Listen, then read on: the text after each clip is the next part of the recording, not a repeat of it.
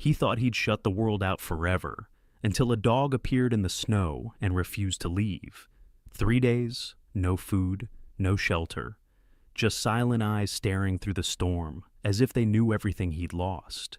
But what if that wasn't just a stray? What if it was someone sent to bring him back to life? What happened next will make you cry and believe in miracles again. Before we start, tell me where you're watching from. Drop your country in the comments. I want to see how far this story travels.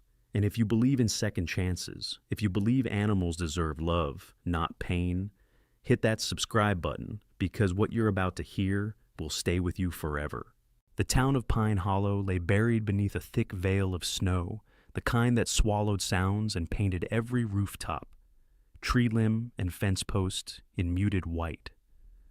Located in western Montana, Pine Hollow was little more than a scattering of homes nestled between forested hills and ice-glazed mountain roads. Winter here was not a season, but a state of being long, bitter, and unforgiving. For the past 3 days, the snow had fallen without pause, carried by wind that howled through the pines like a ghost, mourning something it had lost. Ethan Cole hadn't opened his front door since the storm began. He stood now behind the frosted glass of the entryway, a thick flannel blanket wrapped around his shoulders, his breath fogging the window. He was in his late 40s, tall and broad-shouldered, with a worn, rugged look that came from years of heat and ash. His short, dark blonde hair was peppered with gray, and a thin scar traced along his jawline, barely visible beneath a week's worth of stubble. His eyes, once bright, had settled into a permanent shade of dull blue, like glacier ice, cold and unmoving. Once a fire captain in Helena, he had moved to Pine Hollow 5 years ago, after a fire took his wife and son. He rarely spoke to anyone, and the neighbors had long stopped trying. That morning, as the storm began to lighten, just enough to see past the drifts, Ethan noticed a shape in the snow. Something unmoving hunched and dark against the white. At first he thought it might be a log or a heap of storm debris, but when the wind shifted, the form lifted its head. A dog, a large German shepherd, its fur clumped with ice ears, alert despite the weather. The dog stared directly at the house. Ethan frowned. "Go on," he muttered through the glass. "You've got the wrong door." He turned away. The dog didn't move. By late afternoon, it was still there. Ethan opened the front door briefly to shovel a path to the woodpile, and was immediately struck by the full presence of the animal. The dog was big, maybe 80 pounds, with a black and tan coat streaked white from snow. Its eyes were deep amber, intelligent, and unsettlingly still. Its ribs were faintly visible beneath the fur, and it favored one of its hind legs, keeping weight off of it, just slightly enough to suggest it had been injured. But it didn't whine, didn't bark, didn't so much as shift. It simply sat upright and alert like a sentry. Ethan didn't speak. He shoveled the snow, quickly avoiding eye contact, and went back inside. He didn't offer food or water. He didn't let it in. He didn't care. At least that's what he told himself. In the house next door, a 10-year-old girl named Lila Jennings watched from her bedroom window. Lila was petite, with pale skin and straight dark hair that fell to her shoulders. She wore a heavy pink sweater, sleeves pulled over her hands, and a worn blue scarf her mother had knitted. Her eyes were large and quiet, an earthy hazel that always looked like they were listening. Lila had not spoken a word since she was 4. Doctors had never found a medical reason for her silence. Some suspected trauma, though no event had ever been pinpointed. She was simply quiet, but her silence had made her observant in ways others weren't. Lila sat on a small wooden stool beside the window sketch pad, open in her lap, pencil moving quickly across the page. She was drawing the dog, its pose, its fur, the tilt of its ears. Each day she added to her drawings, creating scenes where the dog ran, smiled, or curled up in a warm blanket beside a fire. She imagined stories for him, names. She never spoke them aloud, but in her heart she began to call him Ranger. Her mother, Grace Jennings, passed by the open door of the bedroom and paused. A woman in her late 30s, Grace was tall and lean, with reddish-brown hair often tied back in a loose bun. She was a nurse at the Pine Hollow Medical Clinic, known for her calm demeanor and fierce sense of protection over her daughter. Life hadn't always been easy for Grace. She'd raised Lila on her own since her husband left 6 years ago, overwhelmed by the silence of a daughter he didn't understand. Grace leaned against the doorframe, folding her arms. Still watching him, Lila nodded once without turning. Grace sighed, stepping into the room. She placed a hand gently on Lila's shoulder, scanning the snowy yard outside. "He's probably just a stray," she murmured. "But stubborn, isn't he?" Lila glanced up, her eyes full of meaning, and returned to her sketch. Grace stayed a moment longer, then kissed the top of her daughter's head and quietly left the room. That night, Ethan lay awake in the silence of his cabin. The wind had softened, but the cold still pressed against the windows like a living thing. He turned over in bed, trying not to think of the dog still sitting outside. He imagined it buried in snow, frozen stiff by morning. But the image of those amber eyes, steady, calm, waiting, refused to leave his mind. "Not my problem," he muttered. Still, just before sleep took him, he rose and walked quietly to the window. The dog was still there. He cursed softly under his breath and went back to bed. The next morning, the snow had stopped. A faint gray light illuminated the town. Pine Hollow, for once, was perfectly still. Ethan opened the door a crack. The dog remained coated in frost, but alive, his eyes meeting Ethan's without blinking. For a moment, Ethan felt something he hadn't in years, an ache low and unfamiliar. He closed the door again, but this time more slowly. Lila, in her bedroom, began a new drawing. In this one, the dog sat at a front porch, and beside him, a man stood holding a cup of coffee, staring out into the snow with the same quiet intensity. The sky above Pine Hollow hung low and gray, as if pressing down on the world below. The storm had passed, but the silence it left behind was heavier than the snowbanks now frozen in place along every road and rooftop. A brittle frost curled around porch rails and tree limbs like lace spun from breath, and each footstep outside gave a crisp crunch that echoed down empty streets. The cold hadn't lifted, not really. It had only settled in, deeper and quieter. Ethan Cole stood at his kitchen sink, staring into the steam that rose from his mug of black coffee. The mug trembled slightly in his hand, not from age, but from the fine tremor that always came with winter mornings. Outside the window, barely visible past the porch railing, the dog was still there. He hadn't moved. Ethan wasn't even sure how that was possible. The German Shepherd now had a thin dusting of snow along his back, though his eyes remained sharp, unwavering. His thick coat was no longer soaked, but frozen in clumps along his shoulders. Ethan thought again about how the dog hadn't barked, hadn't whimpered, just waited. That kind of stillness was something he had only ever seen in working dogs, those trained to remain steady under gunfire or collapsing rubble. He set the mug down and pressed the heels of his hands against the counter. "What do you want from me?" he whispered to no one. The question stirred a memory uninvited and unwelcome. He saw flames licking up a stairwell, the smoke curling like claws. He heard the sound of his wife's voice calling from behind a wall he couldn't get through. He saw the drawing his son had taped to the fridge that morning, two stick figures holding hands with a dog between them, and how it had curled and blackened in the fire. He had been too late, just seconds too late. Ethan shut his eyes and leaned his forehead against the cabinet. Outside, Lila Jennings watched the dog from her window, bundled in her thick pink sweater and cradling her sketch pad. This morning, she wasn't drawing, she was thinking. She'd seen the way Ethan had opened the door yesterday, the way he'd looked at the dog, before closing it again, more slowly than before. Something had changed. She couldn't explain it, but she felt it like a warm pulse beneath all the frost.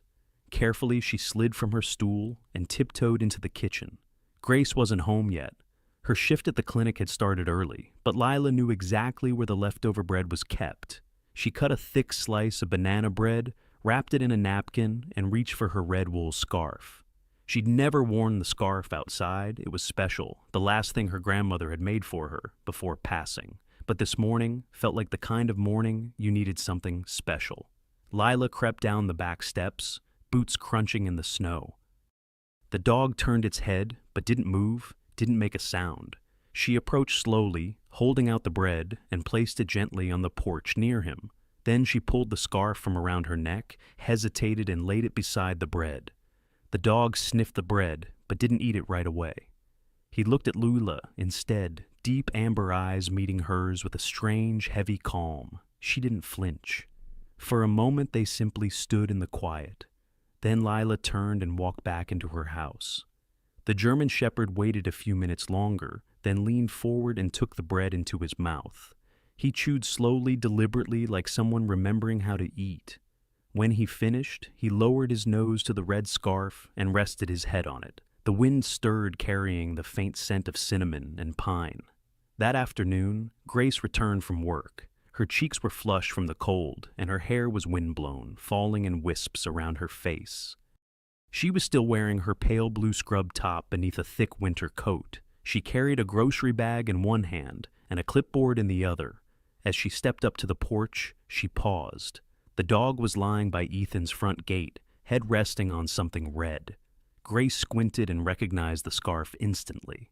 She sighed and set the groceries inside before knocking gently on Lila's door. Lila looked up from her sketch pad. "Sweetheart," Grace said not unkindly. "Did you give him your scarf?" Lila nodded. Grace knelt beside her. "That's very kind, but we don't know where that dog came from. He could be dangerous." Lila shook her head quickly, eyes wide with certainty. Grace studied her daughter, then looked out the window at the motionless dog.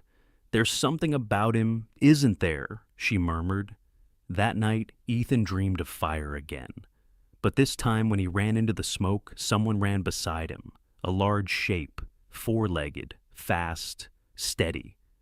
In the dream he reached the door in time. He opened it, and inside there were voices. He woke in the dark heart, pounding breath shallow. For a long moment he sat on the edge of the bed, staring into the shadows. He stood, walked to the front window, and pulled back the curtain. The dog was still there, but now he was lying on something red, and beside him, a crumb-strewn napkin fluttered in the wind like a silent thank you. Evening in Pine Hollow came early in winter, the sun dipping behind the snow-covered hills before 5. By the time Ethan pulled on his coat and stepped onto the porch, the town was already shrouded in a soft, golden haze from the old street lamps lining Main Street. Snow crunched beneath his boots as he made his way toward Harlan's Grocery, a small, family-run store that had served Pine Hollow for 3 generations. He needed salt batteries and coffee, though truthfully, he just needed to get out of the house. The German Shepherd wasn't on the porch anymore. Ethan had noticed it that morning, how the dog had vanished sometime during the night without a trace. No paw prints, no trail. Part of him had felt relief. The other part, the quieter part he didn't like to admit existed, felt disappointment. He told himself he didn't care. Harlan's was warm and smelled of sawdust and oranges. The aisles were narrow, packed with mismatched shelves. At the counter stood a man in his late 60s wearing a thick sweater with deer on it and a wool beanie tugged low. His name was Dean Harland, the owner known for remembering everyone's favorite brand of soup and every gossip trail in town. "Evenings," Ethan Dean said, with a grin that lifted his mustache.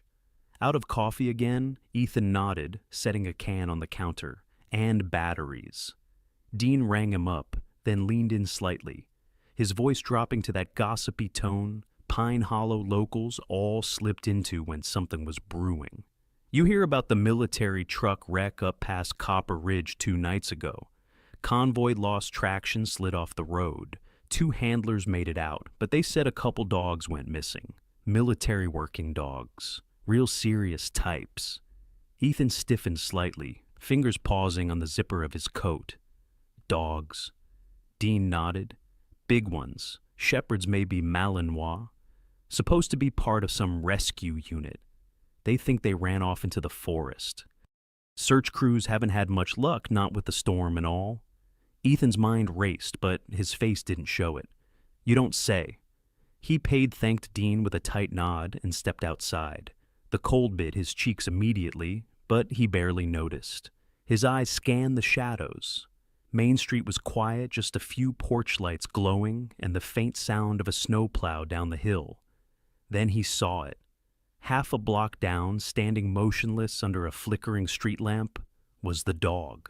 Same eyes, same posture, same silence. The German Shepherd stood with the poise of a statue tail, still body tense but not aggressive, watching, waiting. Ethan turned, pretending not to notice. He took 3 steps toward home before stopping and glancing over his shoulder. The dog hadn't moved. Back at his cabin, he dumped his things on the counter and poured a glass of water, but his hands were shaking more than usual. Something was wrong. He knew about military dogs. He'd worked alongside a few during wildfire rescues, trained to detect buried victims or warn of shifting winds. They weren't like regular dogs. They were trained to read people, react to subtle signs, sense stress and fear. If this one had been watching him, following him, why he turned on the porch light.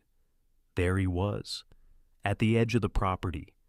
Not closer, not farther, just stationed. That night, Ethan sat on the edge of his bed, his eyes drawn again and again to the window. Outside, snow flurries drifted down like feathers. The dog was still there. Across the street, Lila had noticed too. She pressed her face to the glass fingers curled around her pencil. The scarf was gone. Taken maybe, but the dog had returned. And this time, he wasn't facing the house. He was facing Ethan's, as if something had changed. She began a new drawing this time, with the dog standing tall beneath a streetlight, snow dancing around him, while a man watched from afar, a coffee cup forgotten in his hand. Grace came in later, wiping her hands on a towel. She wore a dark green sweater, her auburn hair loose tonight, eyes tired but soft. "He's back," she said, following Lila's gaze. "That dog—" "There's something going on. He's not normal." Lila nodded solemnly, scribbling shading into the snowbanks. "You think he's looking for someone," Grace murmured more to herself. The wind howled once, rattling the window panes. Ethan couldn't sleep. He got up sometime after midnight and stepped onto the porch. The dog didn't move, but his ears twitched at the sound. Ethan studied him, how he faced the wind, how he kept himself low, but poised, not relaxed, but not tense either. A guardian. "You're not lost," Ethan said softly. "You're doing something." The dog blinked slowly. Ethan's breath fogged in the air. "Are you watching me?"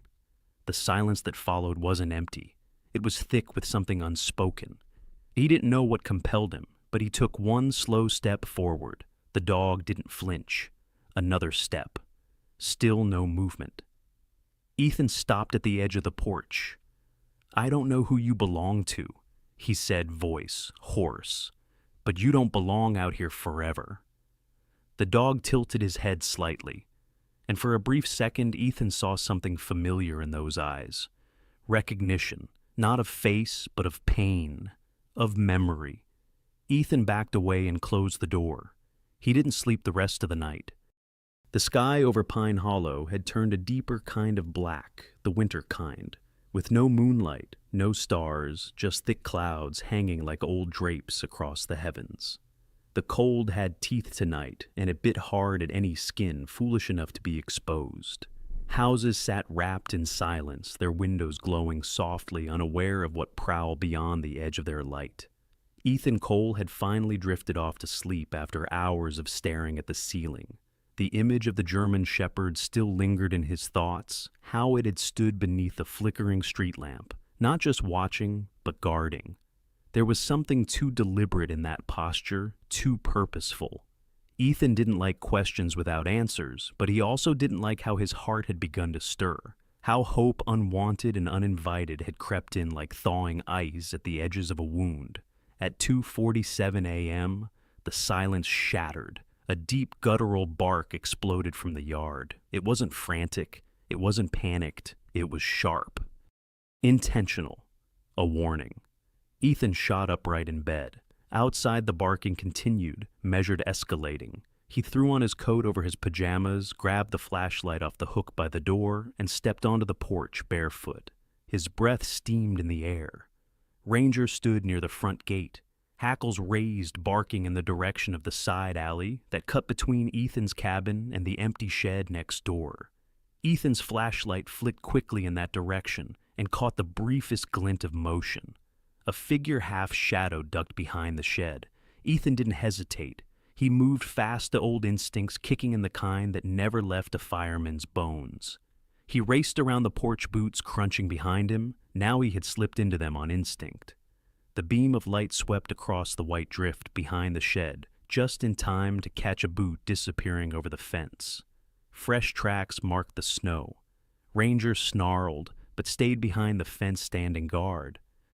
Ethan breathed hard, hands clenched. His yard had been targeted. In Pine Hollow, break-ins were rare, especially this close to the tree line. But tonight, someone had come too close. The commotion had drawn attention. Lights flicked on in nearby houses. A few neighbors peered out from behind curtains. Across the road, Grace Jennings stood on her porch in a long gray robe, her hair a mess, a flashlight in one hand, and her phone in the other. She was tall and elegant even in sleepwear, and her brow furrowed when she caught sight of Ethan in the snow, the dog beside him growling low. "You all right?" she called out, voice calm but sharp. "Someone was out here," Ethan replied. He ran when Ranger barked. Grace glanced around, then nodded slowly. "I'll call Deputy Allen. Tell them someone's trying houses again." From the window above her, Lila watched in silence, her fingers clenched around the edge of the curtain. Her eyes wide and reflecting the porch light fixed on the dog Ranger. She saw how he stood between Ethan and the dark like a soldier refusing to retreat. The next morning, word spread. Pine Hollow, small as it was, didn't need social media to circulate a story. By breakfast, half the town had heard about the attempted break-in, and most knew it had been foiled by a stray dog who hadn't barked once in 3 days, until the moment it mattered. At the grocery store, Dean Harlan was already spinning the tale with theatrical flair. "That dog's a hero, I tell you. Trained, no doubt. Barked once, scared the punk off. If it weren't for him, Ethan might have lost more than sleep." Some nodded, others raised eyebrows, but curiosity was kindled. At home, Lila opened her sketchbook and began to draw with more urgency than ever before. The lines of the house, the fence, the dog standing, poised in the snow, with Ethan behind him, it all came alive beneath her pencil. But this time, she added something new. A shadow. A thief. And the light shining from Ranger's eyes like a guardian's flame. She brought the drawing to the kitchen where Grace was making tea. Lila tapped her arm and held out the sketch. Grace looked down and paused. She took the paper in both hands and sat down slowly, her eyes scanning every detail. She didn't speak for a while, and when she finally did, her voice was hushed. "You drew what happened." Lila nodded. "And you feel safe because of him." Another nod. Grace swallowed. She brushed her thumb gently over the corner of the drawing where Lila had shaded the dog's form with such quiet strength. Her daughter didn't speak, but this was her voice. "I think it's time we spoke to Ethan," she said softly. Ethan, meanwhile, stood near the gate with a hammer and a length of plywood. He was reinforcing the back fence, muttering under his breath. Ranger sat nearby, calm again, tail swishing gently across the snow. His eyes followed Ethan's movements with a kind of quiet purpose. "You knew he was coming," Ethan said aloud as he worked. "You warned me. That wasn't instinct. That was training."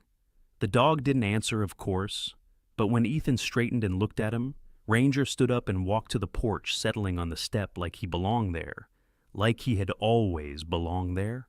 Later that afternoon, a soft knock came at Ethan's door. He opened it to find Grace standing with her arms folded against the cold, and beside her, Lila in a puffy blue coat, clutching her sketchbook tight against her chest. Grace gave a small nod. Lila wanted to show you something. Lila stepped forward and handed him the drawing. Ethan stared at it for a long time. The detail, the posture of the dog, the thief half hidden behind the shed. Him standing in the background, caught in a moment of awakening. She's very talented, he said, voice low. Grace smiled faintly.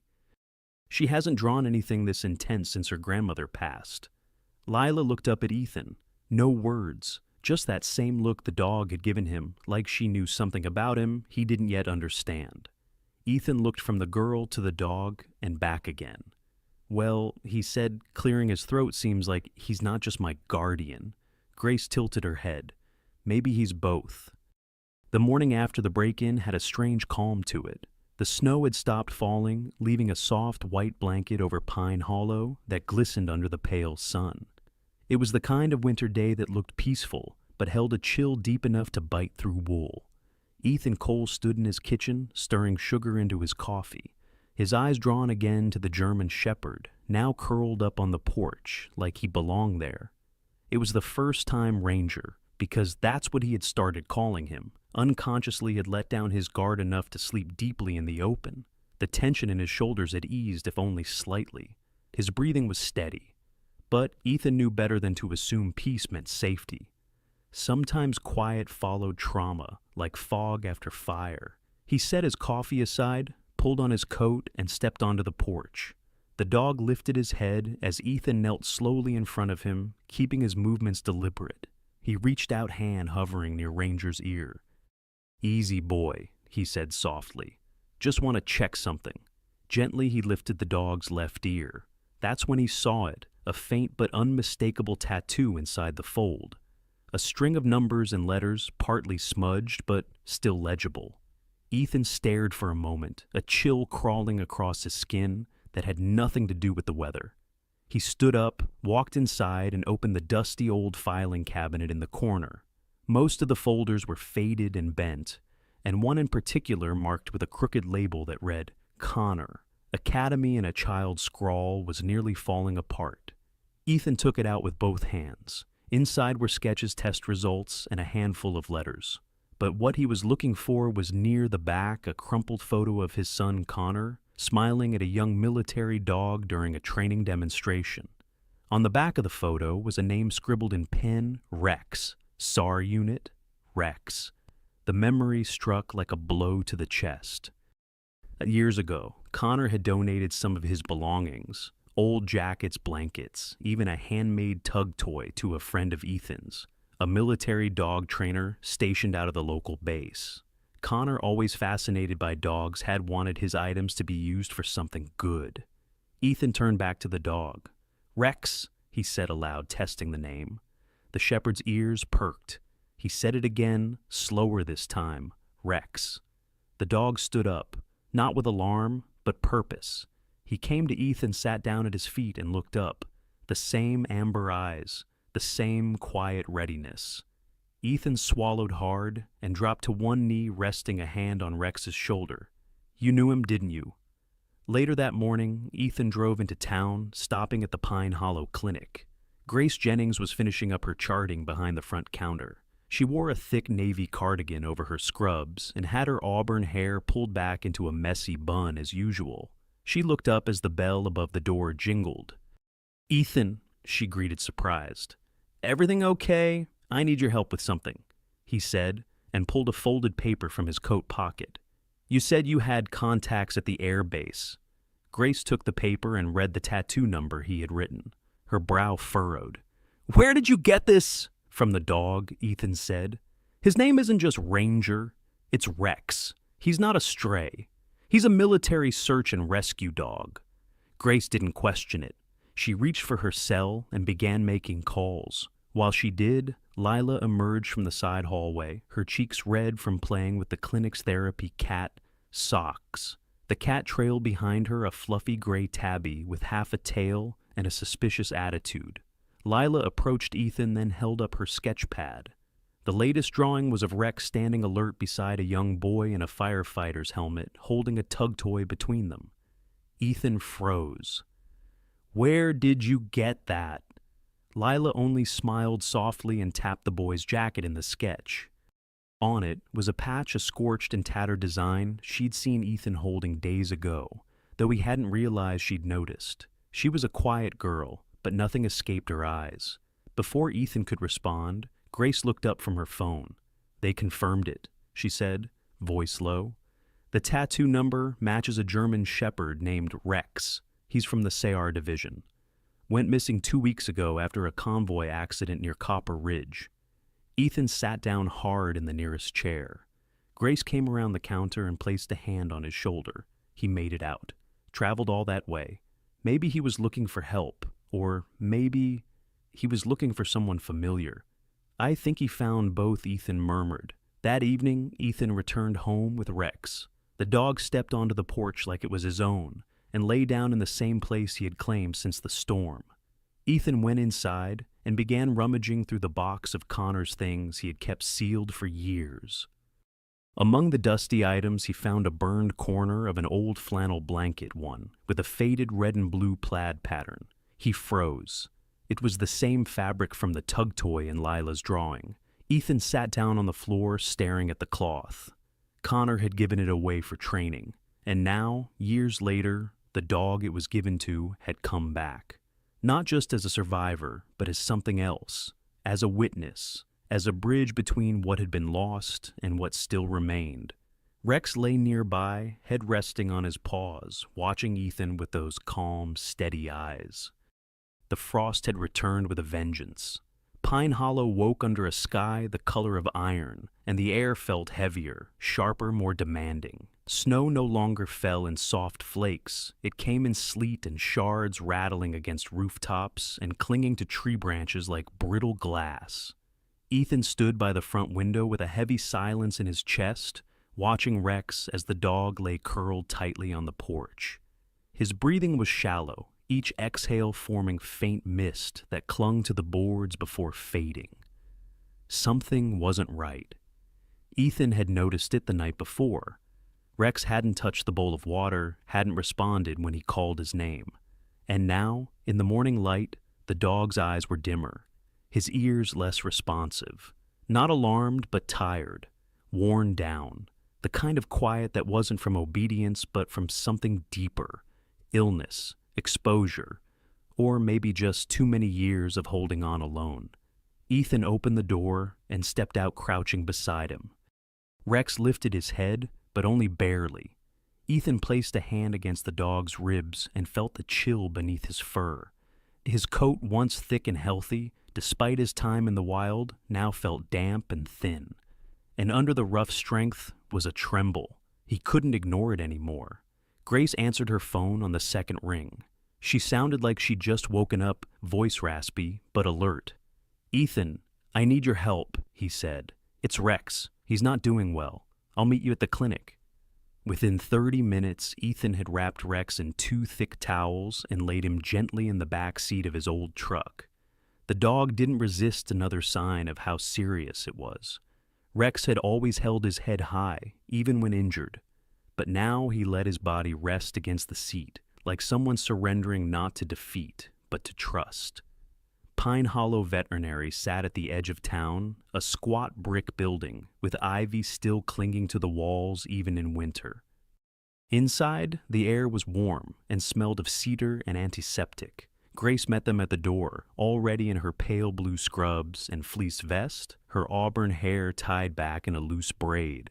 She moved quickly, guiding them through the side entrance to avoid the other waiting clients. Her hands were steady, her voice calm, but Ethan saw the tightness around her eyes. She led them to an exam room where Dr. Benjamin Holloway was already preparing.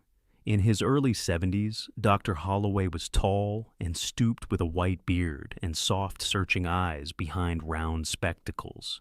He had practiced in Pine Hollow for nearly 40 years and had a reputation for being both practical and unflinchingly gentle. He looked up when Ethan entered. "You must be the man with the shepherd," he said, voice low and gravelly but kind. Let's see what we've got. As they placed Rex on the table, Dr. Holloway began his examination, checking his heartbeat, his lungs, the condition of his pads, his eyes. Grace stood close, handing over tools without needing to be asked. She had worked with him for over a decade and moved like second nature. He's running a fever, the vet murmured, mild dehydration, likely from prolonged exposure. Could be mild pneumonia forming, but let's get a scan to be sure. It's not uncommon with dogs who've spent time in the cold without consistent shelter. Ethan clenched his fists but said nothing. He's tough, Dr. Holloway added, more than most, but even the strongest dogs need someone to stand between them and the world now and then. Grace glanced at Ethan. He'll pull through. He just needs time, warmth, stability. Ethan nodded once. Later, while Rex rested on a heated blanket beneath the exam table, Grace sat beside Ethan in the small break room with a mug of coffee in her hands. The room smelled faintly of chamomile and antiseptic. She looked tired, but focused. There's something else, she said, pulling out her phone. I got a call this morning, from the base. Ethan turned toward her slowly. They've reviewed the ID, Grace continued, confirmed Rex is officially missing in service. But now that he's been located, they're requesting his return. Said he was still in the system, technically still property of the military. Ethan's stomach sank. I asked what that meant, she said. They said if he's healthy, they'll return him to active support, probably reintroduce him to handler training reassignment.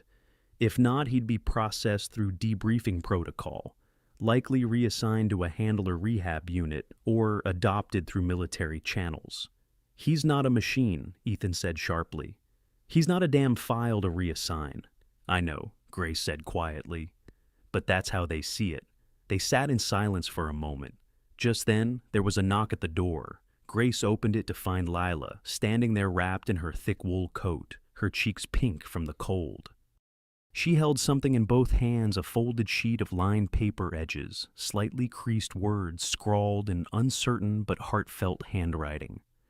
Grace took it and read it silently, then handed it to Ethan. The letter was simple, no more than 6 sentences, but each word felt like a stone in his chest. Dear Ethan, please don't let them take Rex. He's not just a dog. He's someone's friend. He's your friend now, too. He found you for a reason. I never write because words are hard, but for him, I tried. Please let him stay. Love, Lila. Ethan didn't speak. He folded the letter and held it in his hand for a long time. That night back at the cabin, he sat beside Rex on the porch again, the dog resting under a blanket, his breathing steadier, eyes closing with the comfort of warmth.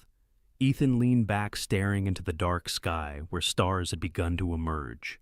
I don't know what I'm going to do, he said aloud, but I know what I want. And beside him, as if understanding everything without needing words, Rex thumped his tail once against the floorboards. The morning broke with the hush of new snow and the low hum of life stirring inside Pine Hollow Veterinary Clinic. The sky was the color of pewter, not stormy, but heavy, holding its breath. In the quiet of the exam room, Ethan Cole sat slouched in a worn chair, arms crossed over his chest chin, tucked low. His beard had grown rough in the last few days, his eyes shadowed with lack of sleep, but he hadn't moved from that spot since the night before.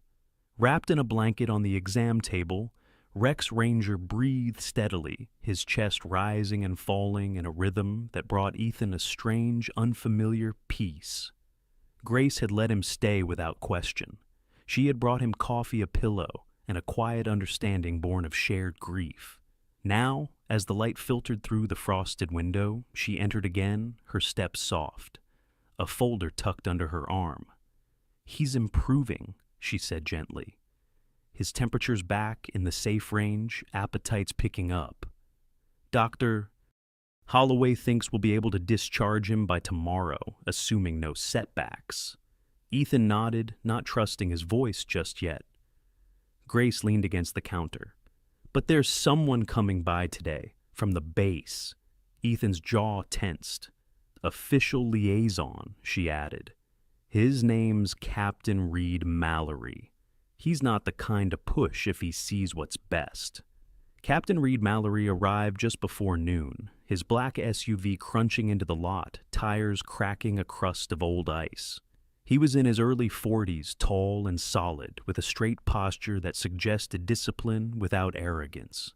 He had close-cropped hair graying at the temples and wore a dark green field jacket with the insignia of the Air Force Rescue Coordination Center on the shoulder. His handshake was firm, but his eyes, not cold but cautious, measured Ethan with the scrutiny of someone trained to assess threat and trauma in equal parts. "Mr. Cole," he said, "thank you for being here. I've heard a lot about Rex. He's not a number." Ethan replied more bluntly than intended. Mallory didn't flinch. "I agree." They sat in the small consultation room while Grace brought tea and excused herself. Mallory opened a file on the table. Inside were photographs, mission logs, and behavioral reports. One image showed Rex midair leaping over rubble with a harness strapped tight.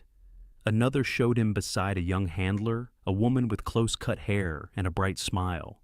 Mallory tapped the image. This was Sergeant Rios, Rex's last official handler. She was killed in action 7 months ago. Since then, he's been passed from handler to handler. He bonded, but never fully. Ethan glanced toward the next room, where Rex lay. After the convoy accident, Mallory continued, "We assumed Rex had perished. The fact that he made it this far is, well, nothing short of remarkable." He paused, studying Ethan. "We don't reclaim dogs without evaluation. But in rare cases, we allow adoption by civilians if they pass behavioral checks and demonstrate capacity to care for a retired K9. Ethan straightened.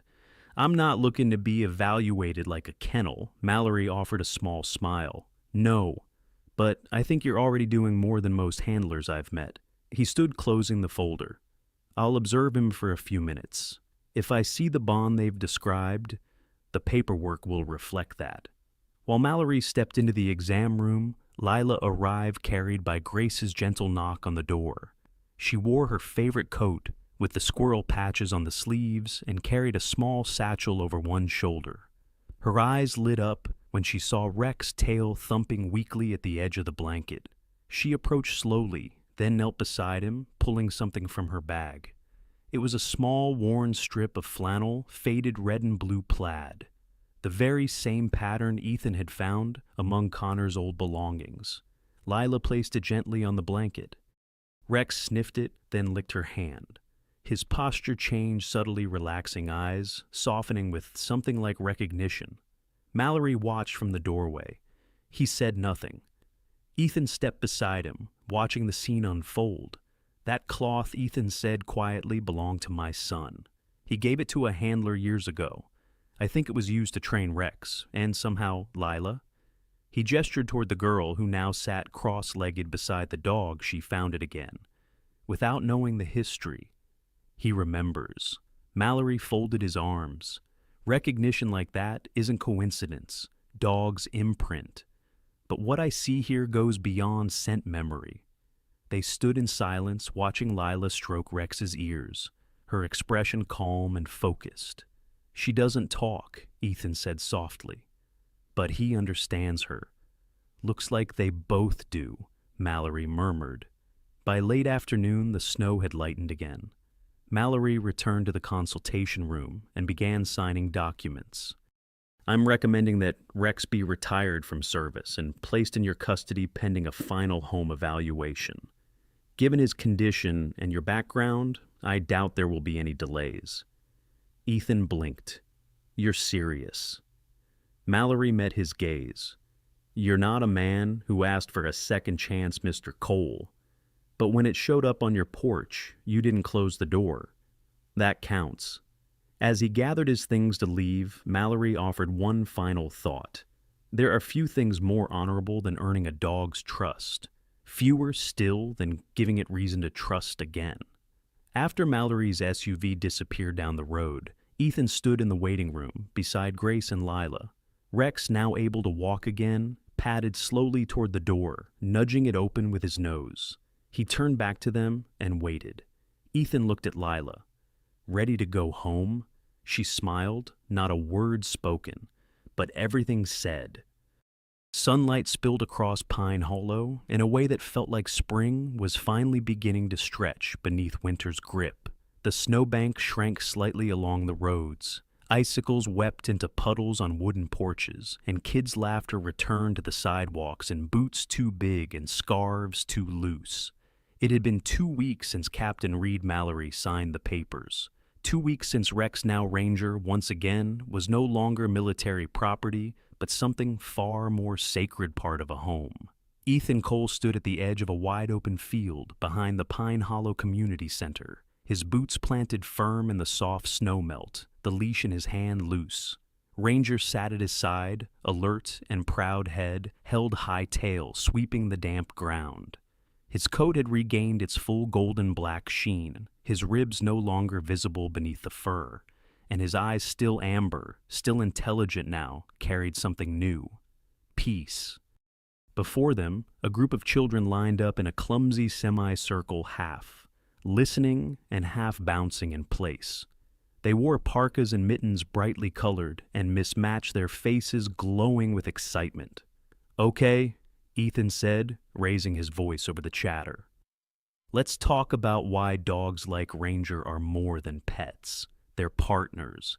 He looked different now, still broad-shouldered and weather-worn, but his posture had changed, less like someone carrying loss, more like someone learning how to walk alongside it.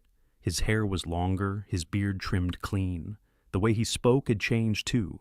Less weight in every syllable, more light. Grace stood nearby with a clipboard managing the class roster. She wore a soft gray sweater over jeans, her hair down for once falling gently over her shoulders. She glanced at Ethan with a quiet smile, the kind share between people who would walk through something dark and come out breathing.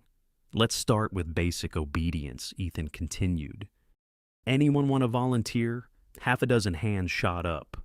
One of them, a boy with shaggy red hair and freckles, stepped forward. "Your name?" Ethan asked. "Caleb," the boy said, holding out a gloved hand. "My dad says dogs don't trust people unless you're real with them." "Your dad's a wise man," Ethan replied. He handed Caleb a treat and gave him a quick instruction. Caleb repeated the command, and Ranger, graceful as ever, responded with perfect precision. Sitting then, lying down, then offering a paw. The kids gasped and clapped. Ranger wagged his tail modestly, never once breaking eye contact with Caleb. Later, when the session ended, Grace gathered the kids for a group photo. Ranger sat in the middle like a noble guardian, while Ethan knelt beside him, one hand resting lightly on his back. But it was Lila who made the moment unforgettable. She stepped forward shyly, her coat too long, her sketchpad hugged tightly against her chest. She hadn't drawn anything today, she'd simply watched. Ranger had noticed her earlier, his tail thumping when he saw her. And now, as the children stepped aside to make room for her, Lila approached slowly. She dropped to her knees beside the dog, wrapped her arms around his neck, and held him like she'd been holding her breath for years. Ranger didn't move. Then, with a voice cracked and uncertain, barely above a whisper, Lila said one word. "Ranger." The air around them stilled. Grace froze her hand halfway to her mouth. Ethan's breath caught in his chest. Lila pulled back, eyes wide. She hadn't meant to say it aloud, but it had come out anyway, raw and clear of voice, unused but not broken. Ranger responded with a gentle whine and licked her cheek. The group erupted into applause, some confused but clapping anyway. Grace rushed forward and fell to her knees beside her daughter, tears gathering in her eyes. She didn't speak. She just held Lila tight. Ethan watched it all unfold, a deep ache rising in his throat, not of sorrow, but of awe. He turned to Ranger and whispered, "You did that." A week later, Ethan stood before a small panel in the town hall for his final assessment as a volunteer K-9 instructor. It wasn't a formal test, just a review to ensure he understood safety protocols, emergency response, and canine behavior under stress. Ranger lay beside him the whole time, calm and patient. When the session ended, Sheriff Bentley, an older man with a weathered face and soft drawl, stood and offered his hand. "You passed," he said simply. "Pine Hollow's lucky to have you." Ethan smiled a quiet nod, all the reply he needed. That evening, he walked home with Ranger by his side, no leash needed. The sun dipped low behind the hills, casting long shadows across the snow-speckled road. Somewhere behind them, kids still played, their voices echoing like the start of something bright. At the cabin, a new wooden sign hung on the gate. Ranger's home. Ethan carved it himself. He and Ranger sat on the porch as the sky turned lavender and gold. Lila and Grace arrived a little later, bringing soup and laughter, settling into the warmth of a house that no longer echoed with ghosts, but breathed with life. Inside by the fire, Lila sketched Ranger with a pencil worn short from use. In her drawing, he stood tall, a silhouette of strength, but behind him were three figures: a boy, a man, and a girl with open hearts and open hands. And outside beneath the stars, Pine Hollow slept easier, knowing that even in the coldest winters, sometimes the door does open. Sometimes a soul does return. And sometimes healing has four legs and amber eyes. Sometimes miracles don't arrive with thunder or lightning. They come quietly in the form of a worn-out dog sitting in the snow, or a child speaking a name for the very first time. In Ranger's story, we are reminded that healing takes time, that love can grow even from the deepest wounds, and that God often sends help in ways we least expect. Whether it's through the loyalty of a dog, the bravery of a child, or the quiet strength of someone learning to live again, grace finds us. In everyday life, we may pass by others who are silently waiting, broken but hopeful. Just like Ranger, they're looking for someone to open a door to believe again. So, if you've ever felt lost, or if you're holding on to hope for someone you love, remember God sees. He sends us exactly what we need when we need it most. If this story touched your heart, please share it with someone who needs encouragement today. Leave a comment to tell us where you're watching from, and write Amen if you believe in second chances, in the power of love, and in the quiet miracles God gives us each day. Don't forget to subscribe to our channel for more real stories that inspire faith and healing. May God bless you and your family always.